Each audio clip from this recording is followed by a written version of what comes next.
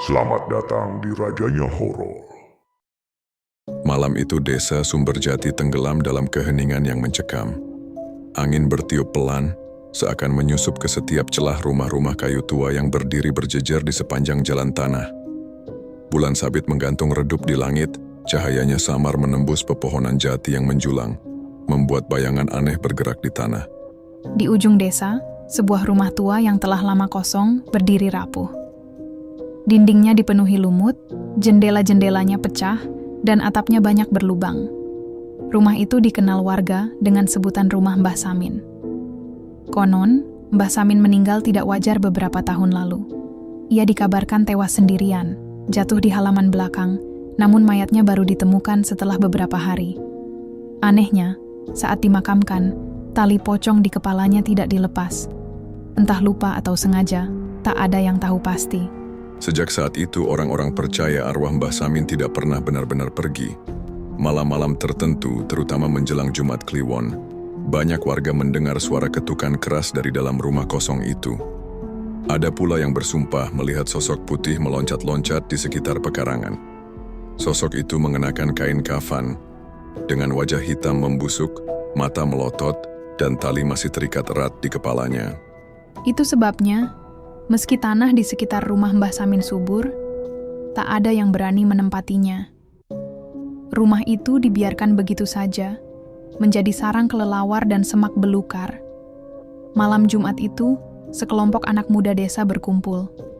Mereka adalah Arif, Joko, Sinta, dan Lestari. Usia mereka sebaya, sekitar 20-an tahun. Keempatnya sudah lama bersahabat dan punya kebiasaan mencari hiburan dengan uji nyali. Arif yang paling berani berkata sambil terkekeh, kalian tahu nggak? Malam ini kan Jumat Kliwon. Gimana kalau kita uji nyali ke rumah Mbah Samin? Katanya pocong suka muncul di sana. Joko langsung merinding. Wajahnya pucat meski mencoba menutupi dengan senyum. Gila kamu, Rif. Itu rumah beneran angker. Bapak aku aja dulu sering lihat pocong lompat-lompat di depan rumahnya. Sinta menggoda sambil tertawa.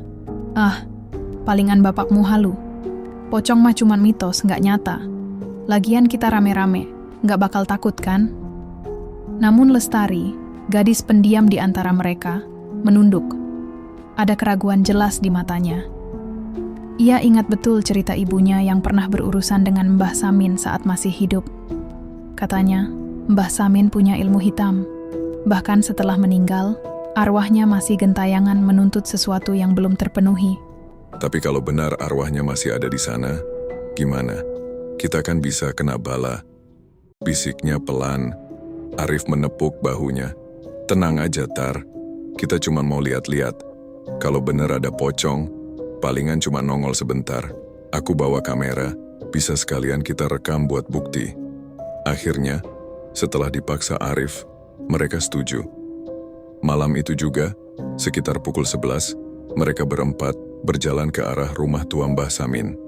Jalanan desa sudah sepi. Hanya suara jangkrik dan sesekali lolongan anjing yang terdengar.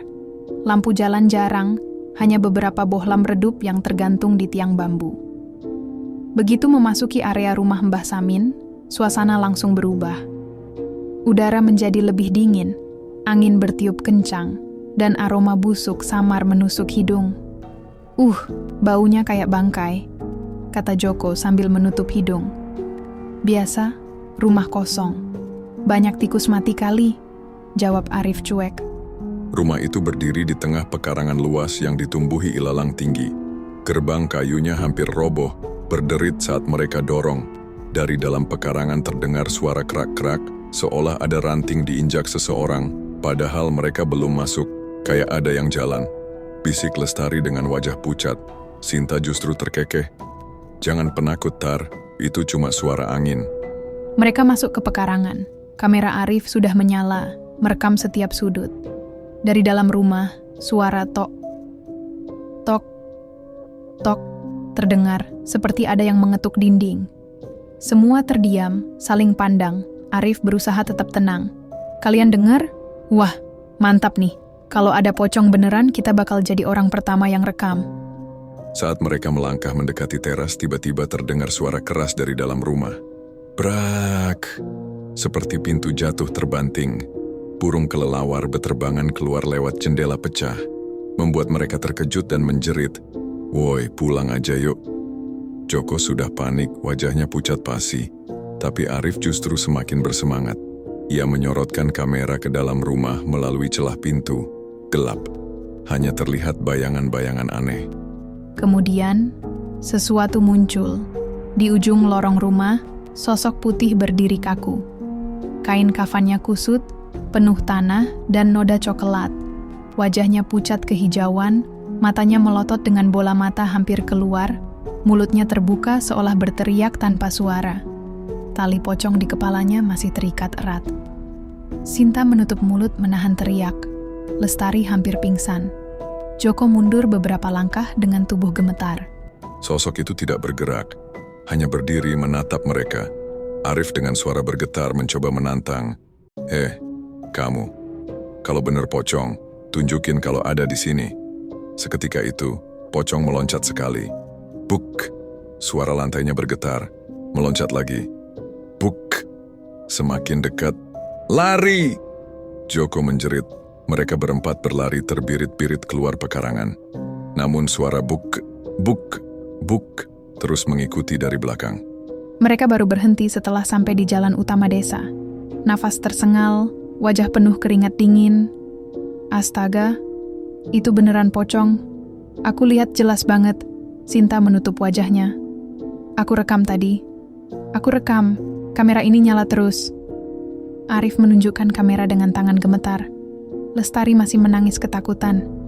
Aku udah bilang jangan ke sana. Pocong itu nyata. Arwah Mbah Samin masih ada.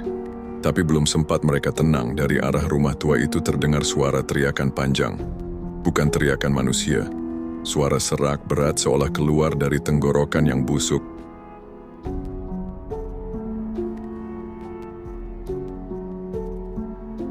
Suara itu menggema ke seluruh desa. Anjing-anjing menggonggong serentak.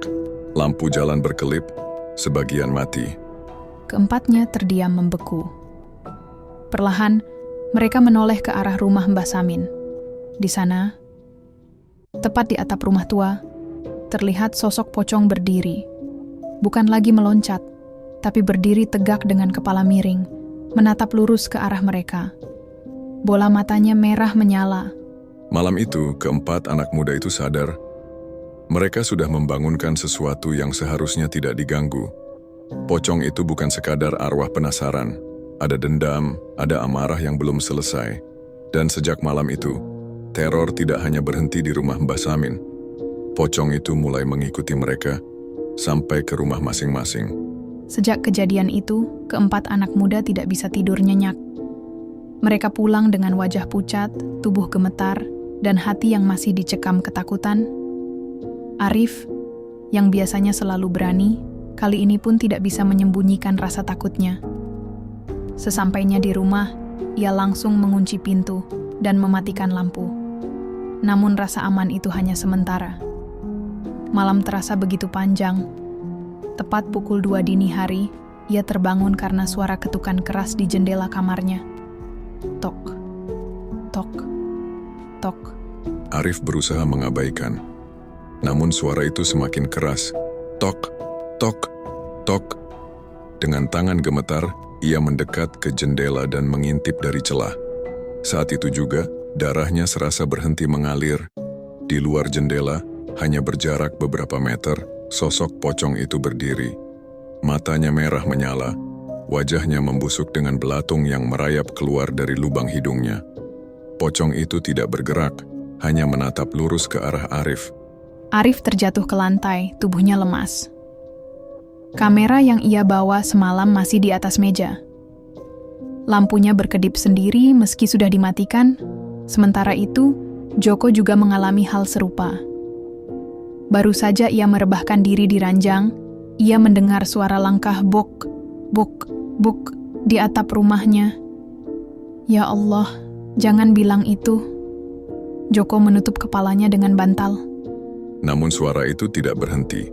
Justru semakin keras seolah pocong itu meloncat-loncat di atas genteng. Debu beterbangan, bahkan beberapa genteng bergeser jatuh ke tanah. Dengan tubuh gemetar, Joko memberanikan diri menengok keluar lewat jendela, dan di sanalah ia melihatnya. Pocong itu meloncat-loncat di jalan depan rumah, perlahan mendekat. Setiap loncatan menghasilkan suara buk yang membuat tanah bergetar. Tidak, tidak, pergi kau. Joko menjerit histeris. Tetapi pocong itu berhenti, lalu menoleh ke arahnya. Meski jaraknya masih puluhan meter, Joko merasa sorotan mata itu menusuk langsung ke jantungnya. Sinta malam itu juga tidak bisa tidur. Ia menyalakan semua lampu rumah, bahkan tidur sambil memeluk ibunya. Namun ketika hampir terlelap, ia mencium bau busuk menusuk hidung. Ia membuka mata. Dari sudut kamar, sosok pocong berdiri kaku. "Ibu! Ibu!" Sinta menjerit. Namun anehnya, ibunya tidak bangun sama sekali, seolah terlelap dalam tidur yang sangat dalam. Sinta berusaha meraih tubuh ibunya, mengguncangnya, tapi ibunya tetap tak bergerak. Pocong itu mendekat perlahan, bukan meloncat, tapi seperti melayang. Kain kafannya menyeret lantai. Suara kain kotor bergesekan terdengar jelas.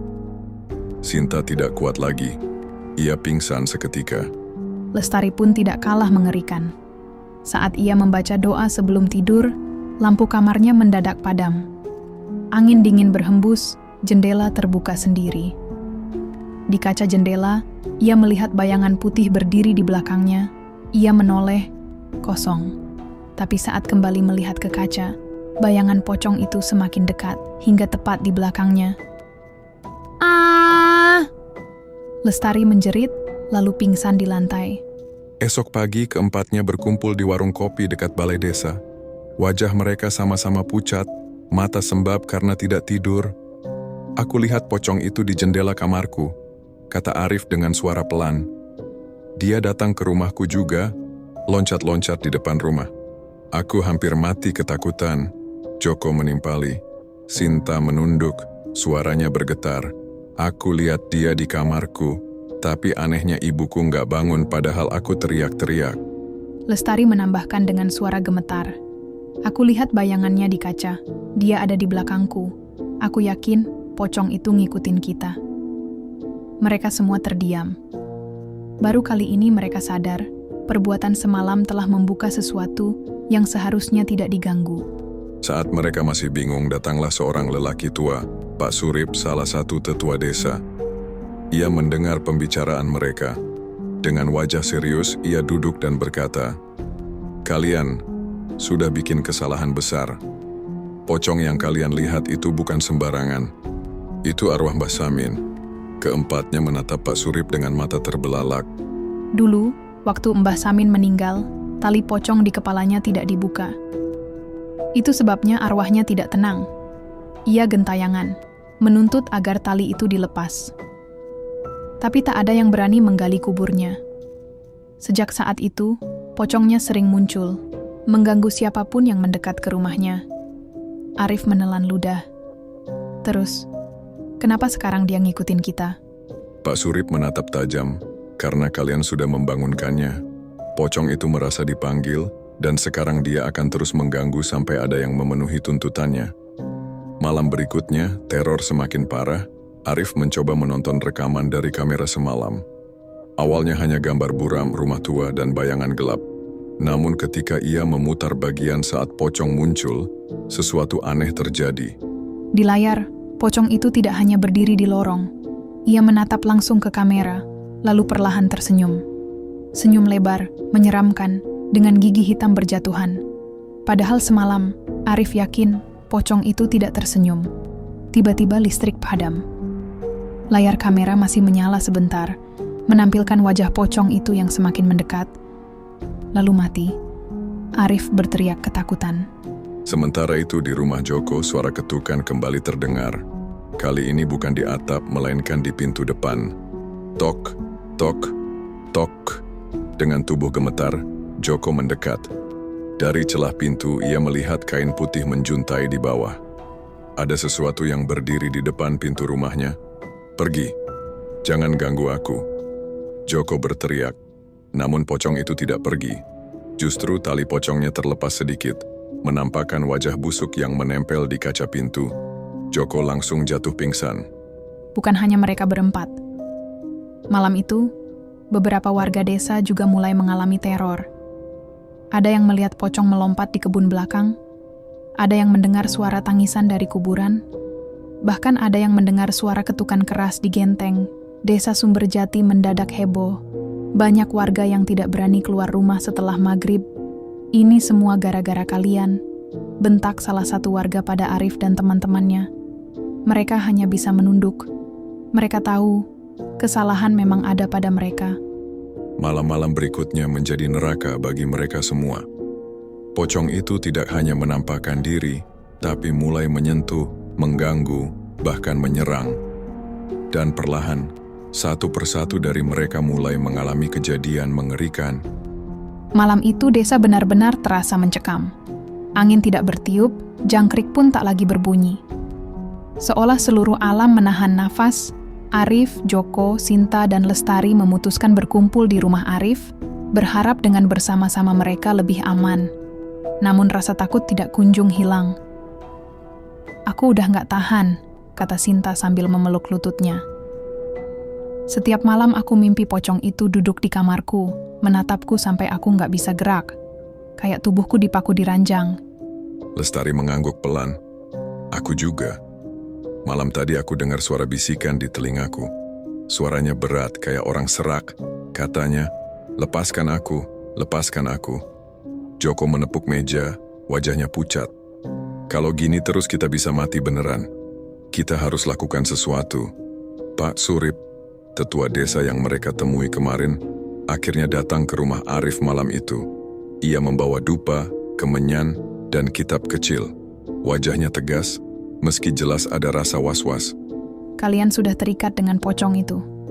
Ia akan terus mendatangi kalian sampai permintaannya dipenuhi," kata Pak Surip. Arif bertanya dengan suara bergetar.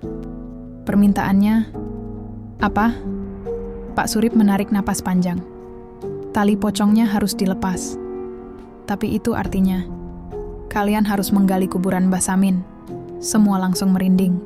Sekitar tengah malam, mereka berlima menuju kuburan desa. Langit gelap tanpa bintang.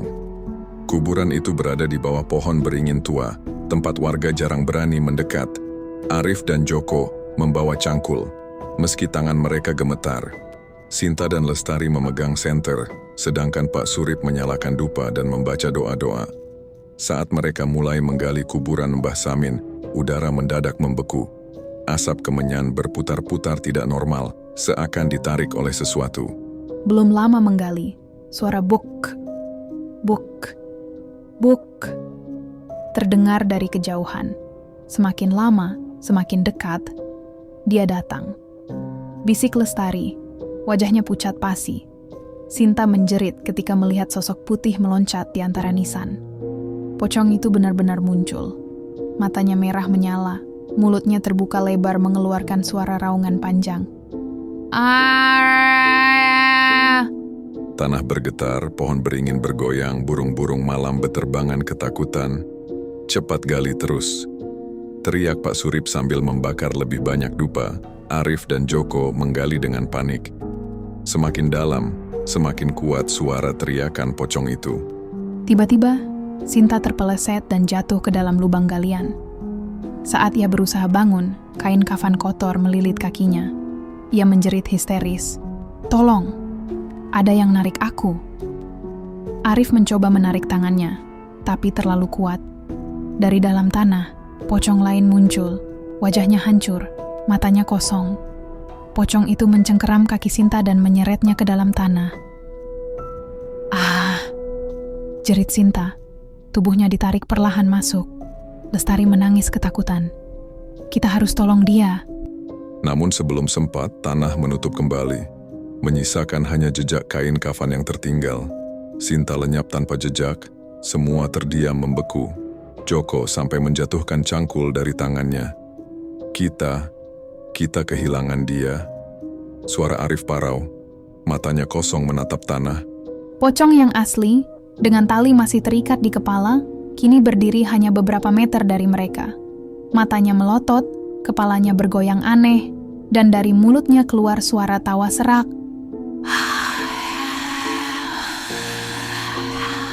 Pak Surip membaca doa dengan suara keras, namun pocong itu tetap mendekat, meloncat-loncat dengan kecepatan mengerikan. Buk, buk, buk. Setiap loncatan membuat tanah kuburan bergetar. Nisan-nisan roboh, asap dupa padam tertiup angin kencang. Cepat gali lebih dalam, teriak Pak Surip. Arif dan Joko menggali dengan sekuat tenaga, hingga akhirnya cangkul mereka mengenai sesuatu yang keras. Papan kayu. Itu peti mati Mbah Samin. Namun sebelum sempat dibuka, pocong itu sudah melompat tepat di tepi lubang. Menatap ke bawah dengan wajah busuknya, Lestari menjerit sekeras-kerasnya. Pocong itu tiba-tiba melompat turun ke dalam lubang. Arif dan Joko terlempar ke samping. Lestari yang memegang senter jatuh ke tanah. Sinarnya menyorot wajah pocong dari dekat. Lestari tidak sempat lari. Pocong itu melompat ke arahnya, kain kafan kotor melilit lehernya. Dengan sekali sentakan, leher Lestari patah.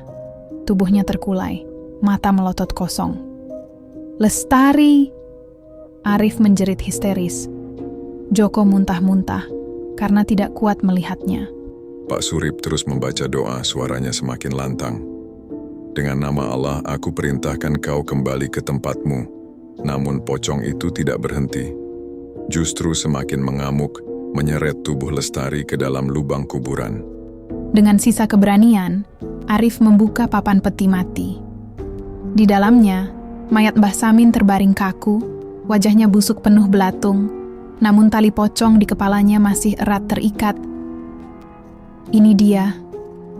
Ini penyebab semua. Arif gemetar, dengan tangan bergetar, ia berusaha melepaskan ikatan tali pocong itu. Pocong di atas lubang meraung keras, berusaha menghentikannya. Pak Surip menahan pocong itu dengan doa. Sementara Joko membantu Arif menarik tali. Saat ikatan terlepas, angin kencang berhembus. Raungan pocong berhenti mendadak. Sosok pocong itu berdiri kaku, lalu perlahan berubah menjadi asap hitam yang menghilang ke udara. Suasana kembali hening. Mereka bertiga terdiam lama, masih gemetar. Sinta dan Lestari sudah tiada.